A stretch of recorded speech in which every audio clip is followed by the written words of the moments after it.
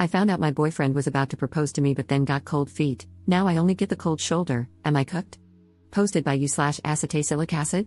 I, 26F, have been with my boyfriend John, 29M, for 5 years. We have a pretty awesome relationship, great communication, fun, easygoing, with good chemistry. We've always talked about getting married, and I had no doubts that we would be getting engaged very soon. Recently John's closest friend, and his girlfriend went on a trip to Vegas for several days. We had a great time, all 4 of us, and on our last night there, John told us he wanted to go to the Bellagio fountains to see them before we had to leave. Everyone was up for it. We went for a nice dinner beforehand and then began watching the fountains as the music came on. It was really romantic, and I was really enjoying myself. That's when John grabbed my wrist, turned me toward him, and I saw that he was sweating profusely. His face was bright red, and he looked like he was about to pass out from trembling so hard. The whole time, it seemed like he was about to say something, but he never did. He just informed all of us that he wasn't feeling well and wanted to go back to the hotel. Our friends looked really puzzled and whispered to each other all the way back to the hotel. I kept asking John if he was okay, and he just said he probably had too much to drink. We've been back for a couple of weeks, and he's been acting really distant and cold. I honestly knew something weird was up that night in Vegas, so I called John's friend's girlfriend, who I'm fairly close to, and asked if she knew what was going on with John, since he had been at their place a lot this past week instead of coming home. Eventually, she spilled the beans and told me he had planned to propose to me that night at the fountains but then didn't. That's why the 2 of them had been acting so confused. I kept pressing her, and she also told me that John had confided in his friend that it didn't feel right. She made me promise not to tell John that I knew because she didn't want anyone to be upset with her. I feel sick to my stomach. We live together, but he's been spending all his time at his friend's house or at his parents' place since we got back. He barely calls or responds to my texts anymore. I don't know what happened that night, but I feel like he's about to end things. I want to talk to him, but I don't know how to approach the issue. Do I just say, "Hey, I heard you were going to pop the question the other night but changed your mind, what gives?" Was he just really nervous? Ugh, I'm freaking out. Edit. He'll be home shortly. I told him over the phone that I needed to talk to him, and his words were, "I need to talk to you too." I'll update when I can, thanks for all the advice. Update 1 day later. Hello everyone, I apologize for not updating sooner, but a lot has happened. I want to say thank you to everyone who posted comments and tried to reassure me. So, John came home last night around 11:30 while I was watching TV in our bedroom.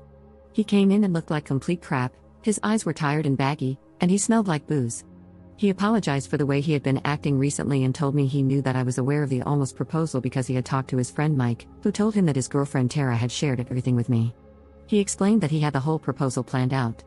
He was going to pop the question while Tara and Mike took pictures, and then we would return to a romantic, more expensive room in our hotel, which Mike and Tara ended up staying in that night to keep me from realizing John had planned to propose. They switched key cards while I was walking back. He then told me what I was afraid of, it just didn't feel right. I was looking at you, and it just wasn't what I wanted. Ouch. He explained that he had been nervous ever since he bought the ring, but thought those feelings would go away once he actually proposed. In the moment, though, he realized it wasn't what he wanted and felt it would be better not to ask me to marry him because he knew it wasn't what he wanted in the long run. At that point, I was in hysterics, knowing this was the end of our relationship. I tried to stay calm and rational, but there was a moment where I was crying so hard that I literally got down on my knees, put my head in his lap while he sat on the couch, and just kept incoherently saying please between sobs. Not my proudest moment. But in that moment, this man was my best friend, the person I envisioned as the future father of my children. I never, ever thought our relationship would come to this. He ended things with me last night because it didn't feel right, and that's all he could say, over and over, it just doesn't feel right anymore. I can't see myself with you. At that point, I could barely breathe, feeling like I was having a panic attack, so I called my mom, and she came to pick me up from our place. My poor mom just looked so helpless while I sat in the car, crying so hard that I eventually got a nosebleed. I wish I could say this was the end of the story, but more has happened since last night. This morning, I was on Facebook, looking through old pictures of John and me, sobbing uncontrollably and sending him text after text with reasons why we should be together. At some point, I stumbled onto Mike's page through a tagged photo. He had updated his status a few hours earlier to something like, "California was amazing, wish work would send me for more than 5 days." My stomach dropped, because John had been telling me he was spending time with Mike on the days he was practically ignoring me.